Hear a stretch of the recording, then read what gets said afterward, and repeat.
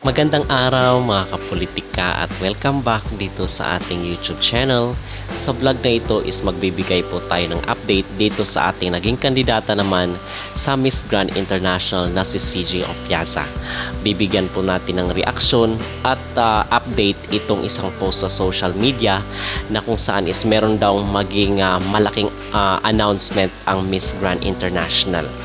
So atin pong magbibigay tayo ng ating opinion, ating personal na reaction dito sa isang naging post kasi ngayon ay inulan ng samot-saring mga spekulasyon at mga haka-haka sa social media na baka meron daw malaking announcement si ang Mr. Nawat dito sa kanyang beauty contest.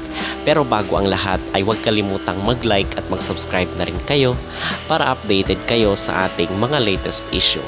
So mga kapolitika, in the past few months is atin pong napag-uusapan nga itong Miss Grand International kasi sinubaybayan rin natin ang naging journey ni CJ Opiasa dito sa nasabing beauty contest. And ngayon, inuulan kasi ng intriga at kontrobersya itong isang post sa social media, and recently lang is nagkaroon rin ng kontrobersya or issue itong national director ng Miss Grand India kasi wala pa daw kumuha ng franchise dito sa kanilang beauty contest.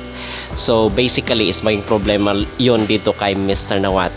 So mga kapolitika, napag-usapan rin natin itong Miss Grand India na kung saan nung before pa nag-start itong Miss Universe at kaka-start pa lang ng Miss Grand International noong October ay itong national director ng Miss Grand India is naging problema ni Mr. Nawat kasi nga iba daw ang sinusuportahan niya. Ang sinusuportahan nila is itong Miss Universe. So alam naman natin na competition ito at talagang magkaribal itong Miss Grand at Miss Universe. So hindi nagustuhan yun ni Mr. Nawat.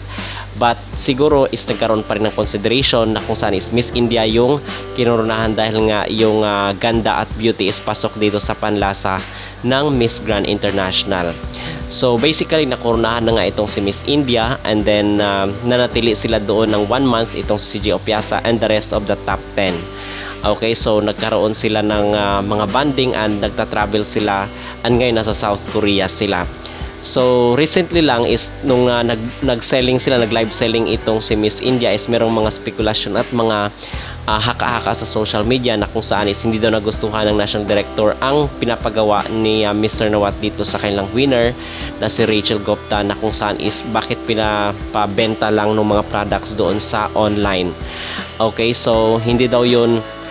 And kahapon or the other day is nagkaroon nga ng official statement itong national director ng Miss Grand International sa India na kung saan is nag-resign siya dahil magkaiba daw ang vision ni Mr. Nawat at yung national director ng Miss Grand India. So ngayon is merong dito sa social media is merong screenshot at post online na meron umanong grand announcement. So nasa picture itong si CJ Opiasa. I think this is sa Instagram po ito na post. So basically is umani po yun ng samot-saring reaction kasi nga dahil dito sa naging kontrobersya lately ng Miss Grand India at wala pa daw umanong kumukuha ng franchise ng Miss Grand India.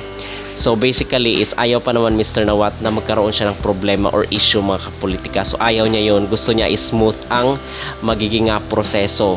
So basically ngayon is siguro ay na-realize ni Mr. Nawat na baka somehow is nagsisi sila bakit hindi pa, kasi first runner up nga si CJ and then one step na lang siya na yung kukuha ng crown, at ito naman kasi yung naging polisiya rin dito sa mga beauty contest pag hindi magampanan nung reigning queen yung kanyang yung kanyang mga activities at yung kanyang obligation sa isang beauty contest ay iti-take over siya nung first runner up. Yun ay kung ma-dethrone ang itong reigning queen. So yun po ang mga spekulasyon ngayon mga kapolitika dito sa social media. Hindi naman natin sinasabi na ito na talaga kasi hindi pa naman natin alam kung ano ba yung mga maging grand announcement. Okay, so baka naman ito ay kasi sinasabi ng iba, meron ring mga the other side ng mga comment ay sinasabi baka homecoming lang. Okay, so baka magkakaroon ng national director, bagong national director, or yung mga mag-join dito sa Miss Grand International na Pilipinas. So baka yun ang magiging sistema. So basically hindi natin alam, but ito yung pinaka-latest. Nire-report lang po natin dito sa social media mga kapolitika or sa ating YouTube channel na ito yung mga pinag-uusapan ngayon. So ano ba yung ating masasabi just in case ma-dethrone nga itong si Miss India, kasi nga kasi ang pagsali daw dito sa Miss Grand International mga kapolitika is meron daw po palang bayad yan. So kung walang bibili ng franchise ng Miss Grand International, so ibig sabihin is walang papasok na kapirahan dito kay Mr. Nawat, which is ayaw niya yun kasi gusto nga niya business, di ba? So basically ay mamumblema ngayon itong si Rachel Gupta kasi even though siya yung kinurunahan, ay baka somehow magbago yung isip ni Mr. Nawat at magkakaroon siya ng kasi ang target daw nila itong Miss India kasi marami daw populasyon, so malaki ang market na makukuha, but parang kabaliktaran ata daw yung nangyari dito kaya hindi na meet yung expectation ni Mr. Nawat kumbaga. Okay, so ano yung ating masabi? Siguro mga kapolitika, isantay na natin yung maging grand announcement dito sa isang post sa social media kasi ito yung pinag-uusapan ngayon online at napapaisip ang mga netizen, ano nga ba talaga ang mangyayari. Para sa akin is itong naging itong naging conflict ngayon ng National Director ng Miss India at itong si Mr. Nawat ay sana naman maging kawawa naman itong si Miss India kung siya yung maapektuhan dito sa sigalot ng kanyang National Director na nag-resign na nga at itong si Mr. Nawat. So kawawa kasi ang sinasabi rin ng iba ay baka rin mag-resign itong si Miss India dahil nga sa pressure din.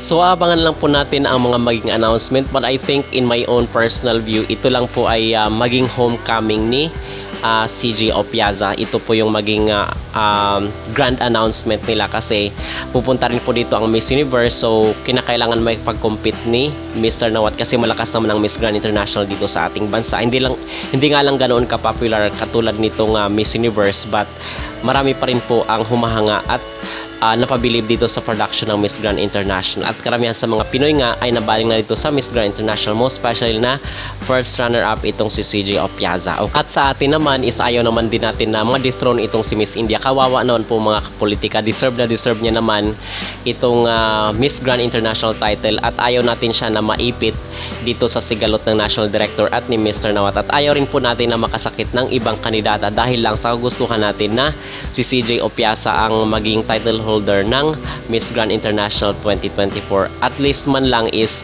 okay na rin yung naging experience ni CJ dito sa Miss Grand International. So ayaw naman din natin na masaktan yung ibang kandidata, especially itong si Rachel Gupta dahil lang gusto natin na si CJ yung manalo. So ayaw natin yun. So antay na lang po natin ang maging revelation ng Miss Grand International sa mga susunod na araw. Mga kapolitika, ano ang yung masasabi dito? Kayo ba ay naniniwala na deserve ni CJ ang maging corona dito sa Miss Grand International? At ano ang inyong spekulasyon? Ano ang inyong masasabi? Komento or opinion dito sa isang post sa social media na magkaroon daw sila ng malaking announcement sa mga susunod na araw. Mag-comment down below at huwag kalimutang mag-like at mag-subscribe na rin kayo para updated kayo sa ating mga latest issue.